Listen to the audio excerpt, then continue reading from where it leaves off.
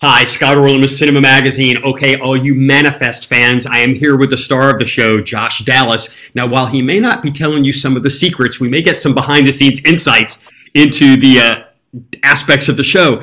Josh, I want to take you back to the very beginning when you first got the script, and here's this premise of a plane lands, everybody gets off, and they soon discover that they've been technically missing for 5 years, and everybody's presumed them dead. Now you have to start developing this storyline that kind of it's a mystery and it's a thriller as it goes through. But as an actor, how much did you know beyond that concept? Not much, and I didn't want to know much. You know, I told Jeff Rake that I thought it was better for me as we go through the seasons, or at that point the season, that I didn't know any more than what my character knows. And I just thought that would be helpful for me as an actor going through the story, so things felt more organic as they happened to been. So I don't know much. And I mean, of course I know more now, but I still don't know the answer. I still don't know the ultimate clue to our mystery of what happened to them. And that's the way I like it. But how interesting has it been on an intellectual level when all of a sudden you get certain storylines and you're going, really? And then after a while you go, oh, now it makes sense. Yeah, absolutely. Yeah. So things they set up from the very beginning are now coming to fruit now. Things that we've placed at the very beginning of the season will come to fruit later on. So that's the great thing about Manifest as a show, is that we have this plane that has over 100 passengers on it. So therefore we have over 100 stories that we can get into that can interconnect and interweave with the characters that we already know and that we're already connected to. And then we have this big mythological element to our show that keeps unfolding, keeps giving us little crumbs. That Ben is a crumb follower, and he will latch on to something and he will go down that path with it. And the mythology is slowly opening up, you know, seasons 1 and season 2, and now season 3, it's really going full force, and we're finding out answers to things very quickly. Doesn't mean there's not going to be more questions, but we're definitely getting more answers to things as we go forward. You talked about, you know, because there were so many passengers, but not only that, but even the continual main characters, there's a lot. And everybody's constantly interweaving out of other people's storylines. As an actor, does that make it more interesting that it's not like a conformist thing, that you're doing the same thing every time, or against the same people? Yeah, of course. I mean, it just makes the landscape of our story, the landscape of these characters, is so much more rich, because there's just so much to go off of. There's so much to dig your teeth into. And, you know, one of the main themes of Manifest is it's all connected, and all of these people are connected. And I think that's a big theme in season 3, particularly for Ben, is that, you know, what we find out is, or what we think we know by the end of season 2, that if you follow the callings, you live. And this is something that Ben latches onto, and he goes to spread the good word amongst his fellow passengers that this is how we survive. And I think what we're going to find out as we get deeper into season 3, that it's not just about your individual actions that will help you survive, but it's about the actions as a group and what we do collectively as a community. And that's going to have the biggest impact on how we survive as a group of people. I mean, Star Wars is interesting because it's kind of plays into what's going on in the world today. Yeah. We're all in it together.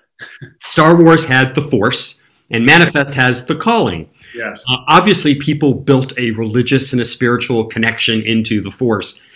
Do you think that there's some elasticity to the calling, to a connection that's kind of just greater than the mythology of what's in the story, that's something relatable to who we are today? I think absolutely. I mean, I think that's what it's all about. It's about us making decisions as a community, as a group of people, in order to move forward, in order to, in Manifest's case, literally survive.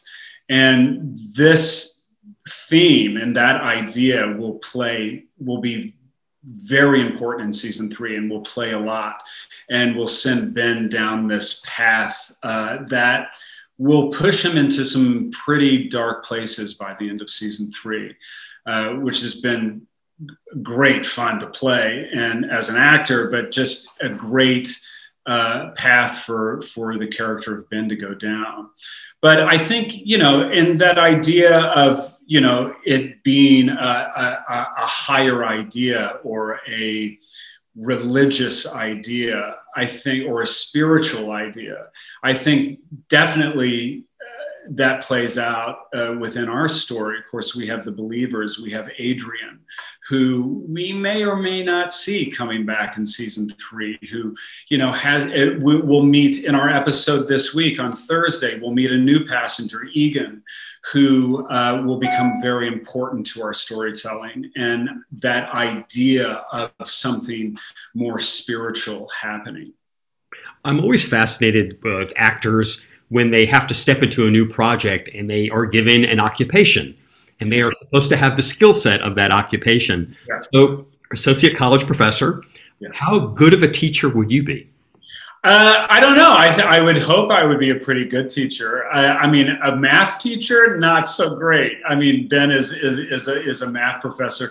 I don't think I would be a great math professor, but that's okay. That's okay. I'm sure I could teach something else, but definitely math is not my strong point.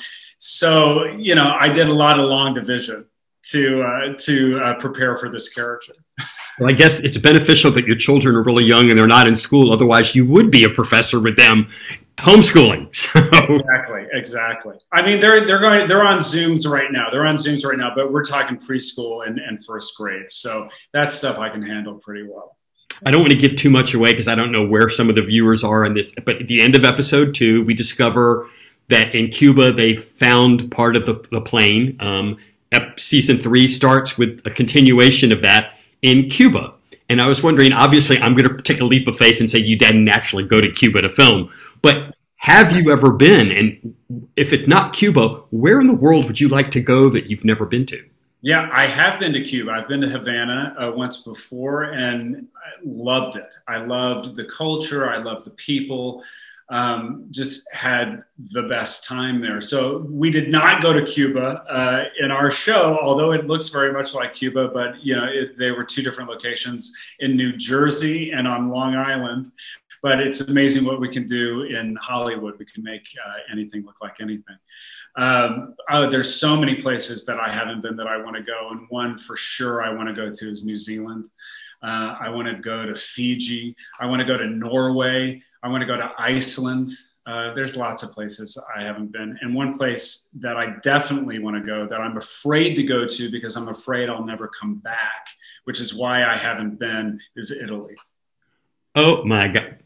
I have to work on that for you. I must say, in all those places that you said, you're going to have to get on an airplane and travel to. Yeah. So I'm wondering, when you get on an airplane now and other people recognize you on the airplane, having experienced this show, is there a unique reaction that they have? There's a super unique reaction. I've had all kinds of things getting on the planes. Up to the captain coming out and just looking at me and saying, not today, not today. I've had people flight attendants come up to me and say, you know, we're so excited, but we're so nervous that you're on the flight. You know, every time there's turbulence, I think about it. So unfortunately, it's been a bit of an ordeal getting on flights. I just hope airlines don't start banning me. Never, never, never. It should be you know, you survive after that. So it's a good thing to have you on the plane. Josh Dallas shows Manifest, and this is Scott. Till next time. Thanks a lot.